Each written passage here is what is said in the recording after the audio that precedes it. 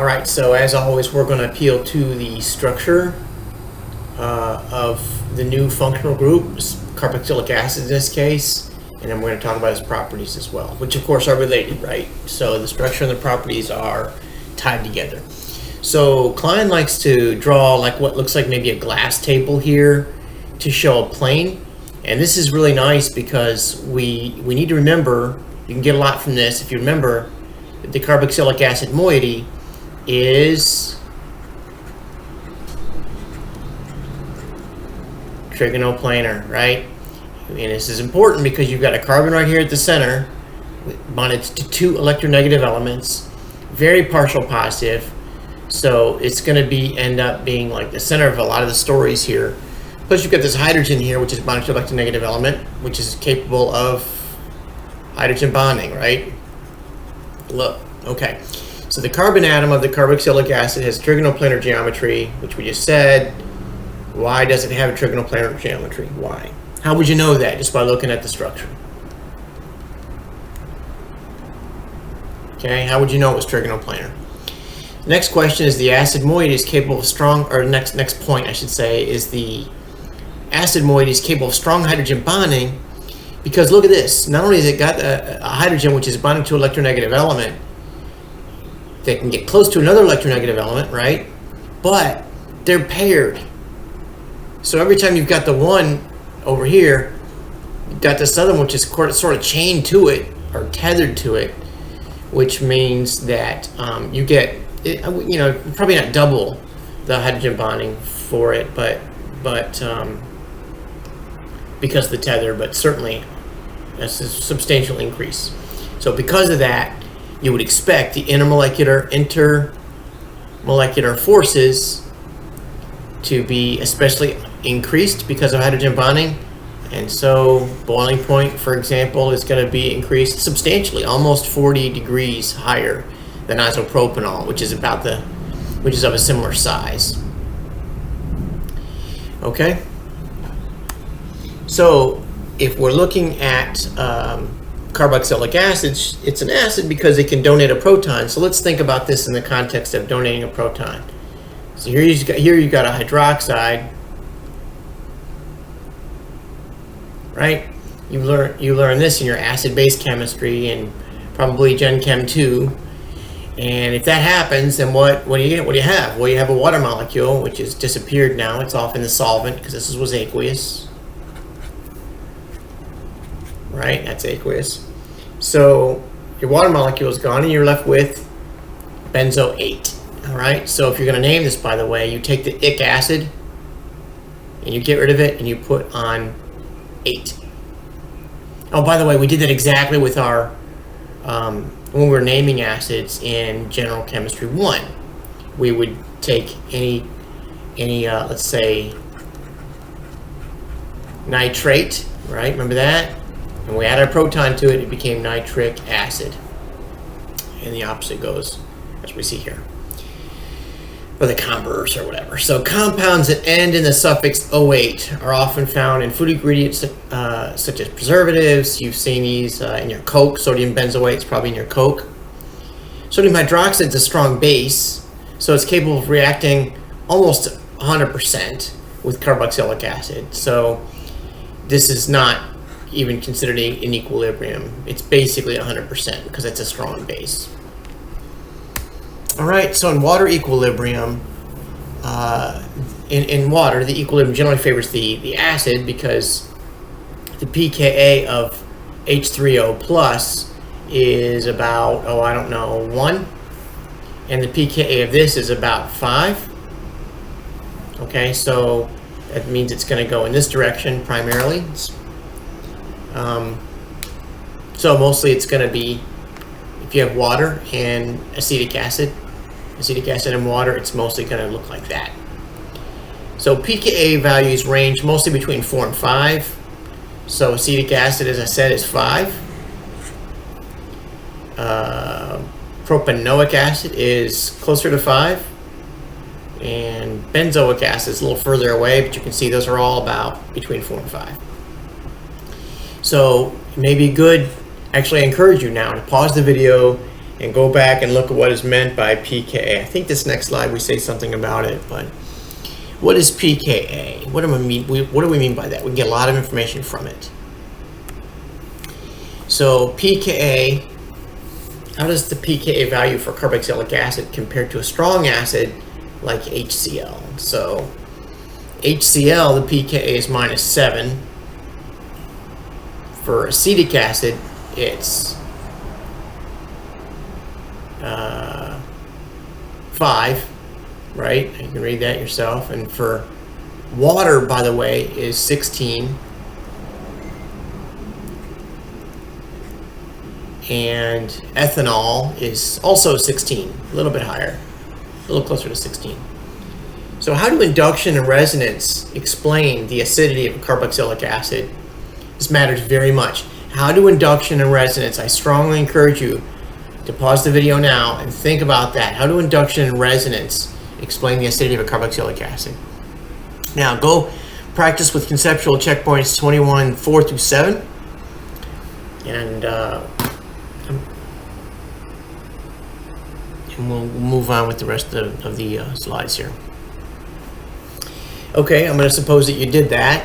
And let's look now. Let's examine the equilibrium between carboxylic acid and carboxylate at physiological pH. So physiological pH 7.3 or 7.4. The acid and the conjugate base, the acid and the conjugate base make a buffer, and we did this in Gen Chem 2. 12, 12. Chem 12, 12. We did that. In Chem 12, 12, we talked about buffers. You know that if you have a conjugate base, so you take, let's say, what was the one we asked up here? Just any carboxylate. Let's take sodium benzoate. And down here it's benzoic acid. So let's say we take 1 molar sodium benzoate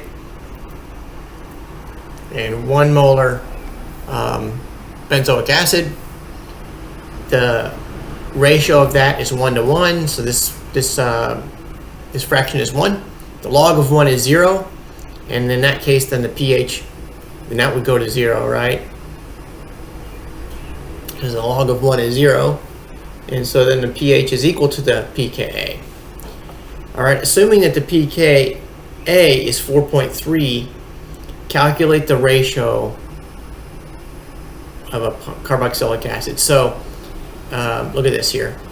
Assume that the pKa of a particular carboxylic acid is 4.3. Assume that. And assume that this is 7.3. Okay? You tell me what's the ratio here going to be. Solve for that. Okay? I'm going to do it. I'm going to change my color marker here. Please pause the video before I do this and make some notes in your paper. You've got to make some guess. Even if you have no idea what to do, write something down. You'll learn it better that way. Okay, so what I'm going to do is I'm going to say that this then is 7.3 minus 4.3 is equal to the log of the ratio, which is what I'm asking. Calculate the ratio, right? Well, the reciprocal or the inverse function of log is 10 to the blank, right? So this is going to be, where am I here? Where's my marker? 7.3 minus 4.3 is 3. This is going to be 10 to the 3 then is equal to that ratio. So it's 1,000. Can you see it? Okay. All right, so many biomolecules, we already said this, exhibit carboxylic acid moieties. Pyruvate, or pyruvic acid, is in the, I think it's the Krebs cycle. And at physiological pH, it mostly exists as pyruvate, not pyruvic acid. So please go practice with conceptual checkpoint 21.8. I'm going to pause for just a second and give you a chance to decide in your heart you're going to do that. Okay. Now I'm going to suppose you've done it. And let's look at this. There's two more slides here, and we'll be done. I just want to talk a little more about the structure of carboxylic acids and what it does for the properties. So, if you have acetic acid, look at this. Electron withdrawing substituents have a great effect on the acidity, as you would guess. We learned this in chapter 3. I think it was chapter 3. Chapter 3 of Klein. You learned this in the beginning of organic chemistry. Probably this very example was given to you before. So if the pKa of acetic acid, say it out loud. See there, acetic acid, right? If the pKa of acetic acid is 5, and we put an electron withdrawer on here, it's lower. Look at that. And if we put 2 electron withdrawers on here, it's lower yet. And look at this, if we put 3 on there, this becomes very strong acid. This is trichloro. I should have asked you to name that. Trichloroacetic acid, right? And its pKa is very strong. Now, look at this. If we take the electron withdrawer and move it further away, look at this one has 1 chloro group on it, right? You see that? This one has got also 1 chloro group on it. Why is this pKa 2.9 and this one 4.1? What's the difference? This is a great exercise. This is the value of learning different reference points in organic chemistry. You get a feel for what effect different factors have. So look at that. And if we take it further away yet, look at that, 4.5. All right, I hope that's helpful. I realize I've left that question sort of open.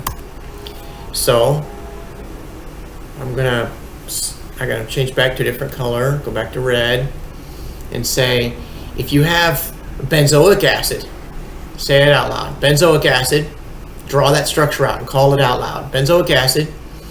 If you have an electron withdrawer on there, see, here's one that has no electron withdrawer on it, right? If Z is H over here, it's simply 4.2. If you have an electron withdrawer on it, like chlorine across the benzene ring, it's going to decrease the pH. That decreases it even more. Remember the structure of this? Draw the structure of that out.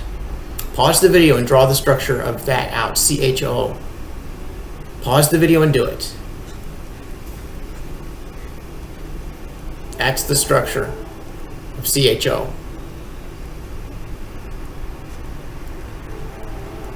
Okay. What about NO2? Drops it even more.